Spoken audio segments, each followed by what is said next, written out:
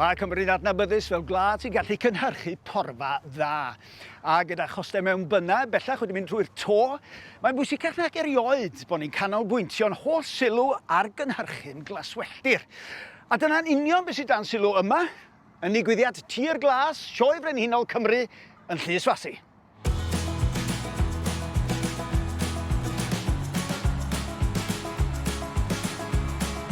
Mae'r digwyddiad yn cael ei drefnu gan y Sir Nawdd y Sioe Frenhinol ac eleni Sir Clwyd sydd wrth y lliw. Trefnydd y digwyddiad ydy Buddig Jones. Wel, Buddig i ddechrau, mae rhaid i ni fwrw'n ôl i ryw raddau. Pryd o ti'n dechrau meddwl am hyn? Amser maith yn ôl. Nathon ni gochwyn nôl mis Rhagfyr 2018, so mae'n swnio'n bell i ffwrdd rwan. Adeg yno, nathon ni gael dyddiad nôl y mis Mai 2020 a nathon ni gochwyn borlymu efo'r trefniadau nôl adeg yno, a wedyn wrth gwrs nath bob peth i stop. Mae wedi bod yn broses reis hir.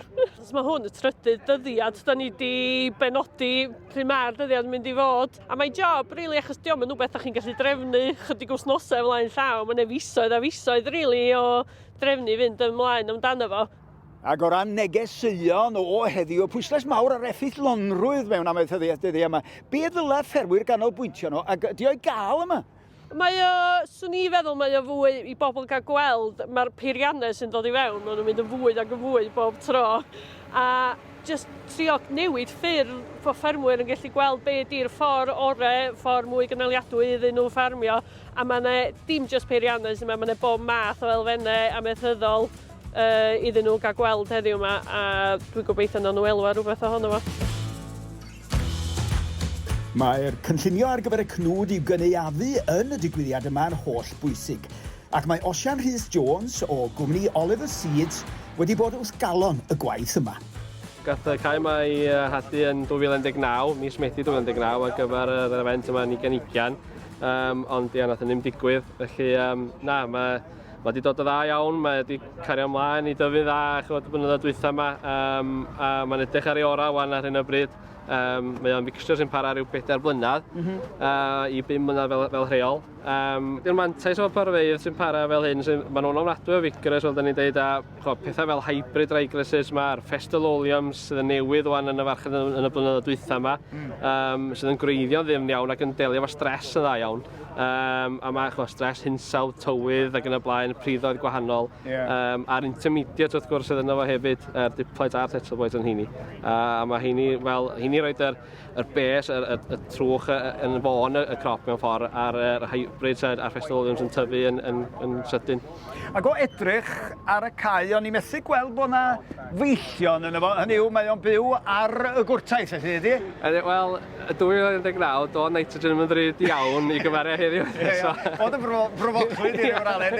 Ond mae bob peth sy'n bwyd, yn dydi? Yn llall? Yndi tad. Swn i'n neud rhywbeth fel hyn eto, wel swn i'n mewn ffordd yn siŵr o rhywbeth fel brotod hypro sydd gennym ni efo 20% o gofr coch yna fo, a 5% o gofr gwyn. A cofers gwyn mawr, sydd yn tyfu'n sydyn. Felly, ia, teip yna gymysgos swn i'n rhoi i fewn o fewn beth sy'n digwydd yn y farchnad ar hyn o bryd. Mae'r safle dros 120 o erwe ac yn cynnwys arddangosfeydd, masnachwyr amaethyddol a gwerthwyr peiriannau.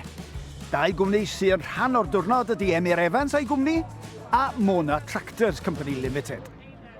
Da ni wedi bod yn gwytiad yn hir am y digwyddiad yma. Mae pethau sydd wedi digwyddwydd fel yna dwytha wedi pwysio fo'n ôl, ond rwan mae'r diwrnod wedi ddod. Dwi'n meddwl mae'n reit exciting i fod yma. Ac wrth gwrs, yr her y dyddi yma, mae'n debyg ydy, mae pawb eisiau mwy o bwer, os mae'r teclynnau tu ôl y tractor yn mynd yn fwy, ond mae'r rhaid gwarchod y planet rhywun pryd. Sut mae cwmni fel chi yn delio o hynny?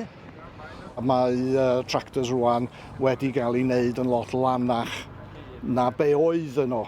So os da ni'n cymaru tractor fel hyn rwan, hefo tractor o'r 90au, so mae hwn be maen nhw'n galw Tier 5 engine. A wedyn fysach chi eisiau 1000 o'r heine i polwtio rhyw fath ag 1 tractor o'r 90au. Wow! Mae nhw'n gymaint a hynny lanach, yr engines.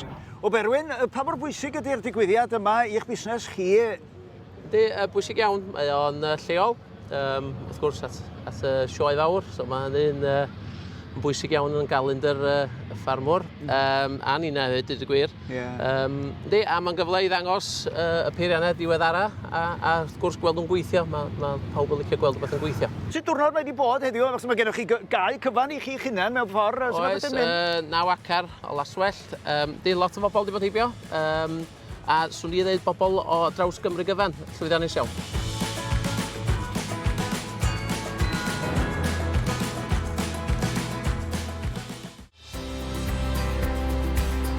Mae'r pridd ymhlith prif storfeydd carbon y byd, gan ddal rhyw ddwywaith yn fwy na'r carbon sydd yn yr atmosffer ar hyn o bryd, ac yn 2 gwaith yn fwy na llystyfiant tir y byd. Prosiect sy'n mynd i'r afael a'r pwysigrwydd hyn ydy prosiect Pridd Cymru. Da ni'n ffodus iawn fod ganddo ni rwydwaith arddangos o ffermydd arddangos, ac felly gwneud defnydd o'r ffermydd hynny sydd yn gymysgedd o ffermydd llaeth a ffermydd ci coch ag ati, lle da ni yn edrych i fesur i amcamgyfrif lefel carbon ym mhrifdoedd Cymru. Felly, pig allan 5 cae o ddeunydd gwahanol ar gyfer samplo, i rhannu nhw'n 3 rhan mwyn cael 3 set o ddata ar gyfer bob cae, ac yna fe fuon ni allan yn gwneud y gwaith samplo i gyd yn ôl y mis Chwefror o fewn cwta pythefnos fel bod ni yn casglu'r samples i gyd o fewn cyfnod byr o amser. Mae gynno ni set o ddata anferthol, deud y gwir. Mi oedd na dros 1,400 o samples yn gyfan gwbl. O ran mynd yn ôl wedyn at y ffarmwr ei hun, da ni'n gweithio tuag at wedyn gallu amcamgyfrif stoc carbon y pridd mewn tunelli fesel hectar. A dwi'n meddwl bod hwnna yn mynd i fod yn ffigwr defnyddiol i'r ffermwr hyn, ac fel man cychwyn ar gyfer mesur, gan feddwl ymlaen at y dyfodol.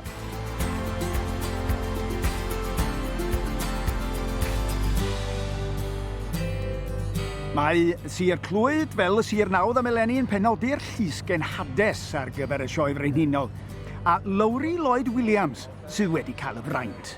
Mae'n braf iawn bod ar y maes yma heddiw. Mae'n braf iawn gweld y lle'n llawn, gweld y lle'n llawn ffermwyr Cymru sydd â diddordeb yn beth sydd yn mynd ymlaen yma. I ryw raddau, dwi'n teimlo mae'n mynd yn dôl at wreiddiau amaeth a cefn gwlad yn dydy. Da ni'n cynnal nifer o ddigwyddiadau fel Sir Nawdd yn Gyngherddeg, yn bingos ac yn bob peth. A mae'n rhywbeth reit braf yn cael ffermwyr Clwyd yma ar yn tir ni, yma yng Llysfasi, yn siarad ac yn trafod pethau'n ymwneud â amaeth, pethau'n ymwneud â ffermio.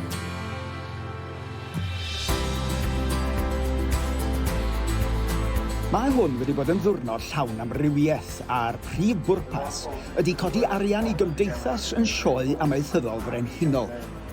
Cadeirydd y Pwyllgor Tir Glas ydy Terig Morgan. Ydych chi'n cael gwell diwrnod na heddiw, mae'r hael yn tyfynnu, mae gennym ni llond y lle o bobl wedi dod i'r cae ac i'r maes. Ar ôl yr holl ddisgwyl, faint o her oedd hel pawb yn ôl at ei gilydd ac ail gychwyn y fenter yma te? Wel, oedd hi'n her gwarwydd dweud y gwir. Chi, ar ôl i bawb rhywbeth o fynd i lawr ar ôl y Covid gochwyn a pawb wedi cochwyn gwneud y gwaith, oedd hi'n dipyn o waith cael yn ôl i'r pwyllgor ac i ail afel yn y peth. Ond dwi'n ddiolchgar ofnadwy i buddig chi am bob peth. A gawson ni dipyn o law ddoe wrth gwrs, a da ni fel ffermwyr yn edrych ymlaen isio glaw yn ofnadwy. Ond o gan ai ffydd o'n buddig bod gan ni dwydd braf heddiw, ac mae'n edrych yn dda arna ni bob dydd heddiw. Together with Derek, with spectacular fella. I can't thank you enough. You've done the most spectacular job.